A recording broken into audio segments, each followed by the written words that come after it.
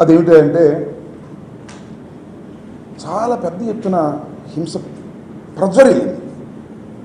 ముఖ్యంగా సత్తెనపల్లి నియోజకవర్గంలో, నర్సరావుపేట నియోజకవర్గంలో, పలనాడు మొత్తం కనీ విని ఎరుగని రీతిలో ఏ రోజున కూడా, ఈ ఎన్నికల్లో కూడా జరగనటువంటి విధంగా హింస జరిగింది. ఇంకా జరుగుతూ ఉంది.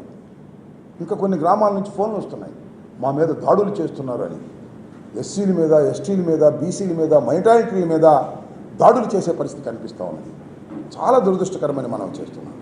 నేను ఒక విషయాన్ని గమనించదలుచుకున్నా, రోజుబాద్ ఒక్క నిమిషాన్ని గమనించదలుచుకున్నా. ఎన్నికల కమిషన్ చాలా విషయాలను ప్రస్తావన చేసింది, చాలా మార్పులు కూడా చేసింది. ముఖ్యంగా లా అండ్ ఆర్డర్ కాపాడటం అనేది ఒక ప్రధానమైనటువంటి అంశం. ఎన్నికల సమయంలో పెద్ద ఎత్తున ఎన్నికలు జరుగుతూ ఉన్నప్పుడు ఎవరి ఓటును వాళ్ళు సక్రమంగా వినియోగించుకోవడం కోసం లా అండ్ ఆర్డర్ కాపాడాలి, పోలింగ్ స్టేషన్లో కట్టుదిట్టమైన ఏర్పాట్లు చేయాలి అనేది ఎన్నికల కమిషన్ యొక్క ఉద్దేశం. అది ప్రజాస్వామ్యంలో చాలా అవసరం. ఈ సందర్భంలో కొన్ని మార్పులు చేశారు, మంచిదే. డీజీపీని మార్చారు, వండర్ఫుల్. అంటే డీజీపీ వైఎస్ఆర్ ప్రభుత్వ అధికారులు ఉన్నప్పుడు వేశారు కాబట్టి ఏదన్నా నెపోటిజం లేదా పక్షపాతాన్ని చూపిస్తారనే ఉద్దేశంతో మార్చారు, వండర్ఫుల్. ఐజీని మార్చారు ఇక్కడ, వండర్ఫుల్. ఎస్పీని మార్చారు ఇక్కడ, వండర్ఫుల్. చాలా చోట్ల ఐఏఎస్ ఆఫీసర్ని, ఐపీఎస్ ఆఫీసర్ని మార్చారు. ఎందుకు మార్చారు? ఒక నిష్పక్షపాతమైన ఎన్నిక జరగాలి అనేటువంటి ఉద్దేశంతో మార్చారు, చాలా సదుద్దేశంతో మార్చారు, మంచిదే. నేను అడుగుతా ఉన్నా, ఇవాళ ఇంతమందిని మార్చారే, ఇన్ని మార్పులు చేశారే, నిష్పక్షపాతంగా జరిగిందా? లా అండ్ ఆర్డర్ కాపాడబడిందా? ఎంత బాధతో చెప్తున్నానంటే బోత్ సైడ్స్.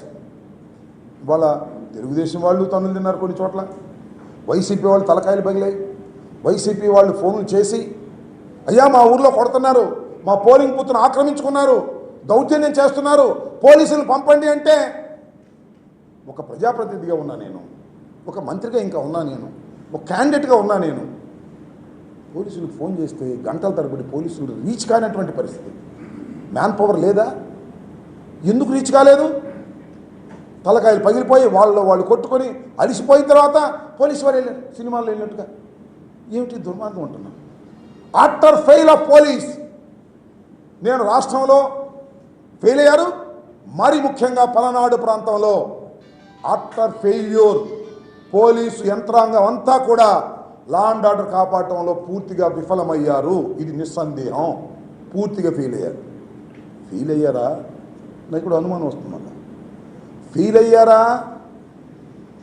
లేక తెలుగుదేశంతో కొల్లుడయ్యారా? ఏమిటి నాకు అర్థం కాదు. నాకు చాలా చిత్రమైనటువంటి విషయాలు నేను గమనించాయి. వాళ్ళ నా నియోజకవర్గంలో నిన్న నేను బూతులు తిరుగుతూ నకరికల్ వెళ్ళాను. నకరికల్లో నాకు నకరికల్ ఎస్ఐ ఫోన్ చేసి, సార్ ఇక మీరు తిరగడానికి వీల్లేదు, అందరినీ హౌస్ అరెస్ట్ చేసేయమన్నారు అని చెప్పారు. ఎవరు? మా పిఏకి చెప్పారు, మణి గోపాల్కి. చెప్పగానే నేను ఎస్పీ గారికి ఫోన్ చేశాను, బిందు మాధవ్ గారికి. I have a respect on Bindu Madhav garu, IPS officer, I know very well, మనకు కూడా పనిచేశారు. నాకు ఐ హ్యావ్ ఎ రెస్పెక్ట్, ఒక మంచి ఆఫీసర్ అనే అభిప్రాయం కూడా నాకు ఉంది, ఇప్పుడు కూడా అదే ఉంది. ఆయనకి నేను ఫోన్ చేస్తే, అవును sir, election commission has given order, మీరు హౌస్లో ఉన్నారు. నేను సార్ మరి నగరికల్లో ఉన్నానంటే, అయితే ఇమీడియట్గా మీరు మీ ఇంటికి వెళ్ళి సత్తెనపల్లిలో ఉండండి అన్నారు. ఇమీడియట్గా బయలుదేరి సత్తెనపల్లి వచ్చారు. సత్తెనపల్లిలో కూర్చున్నా. ఫోన్ వచ్చింది నాకు, కుంకలగుంటలో కన్నా లక్ష్మీనారాయణ గారు తిరుగుతున్నాడు. మళ్ళా కాసేపు ఫోన్ వచ్చింది, గుల్లపల్లిలో కన్నా లక్ష్మీనారాయణ గారు తిరుగుతున్నాడు. నేను ఎస్పీ గారికి ఫోన్ చేశాను, what is this sir?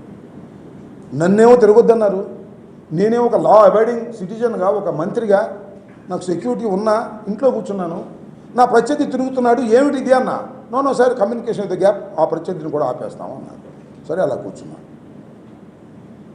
Chaganti వారిపాలెంలో కన్నా లక్ష్మీనారాయణ గారి కొడుకంట ఆయన వచ్చాడు. వచ్చి మీ అంతు తేలుస్తామని వార్నింగ్ ఇస్తున్నాడు. అక్కడ నాకు ఫోన్ చేశారు,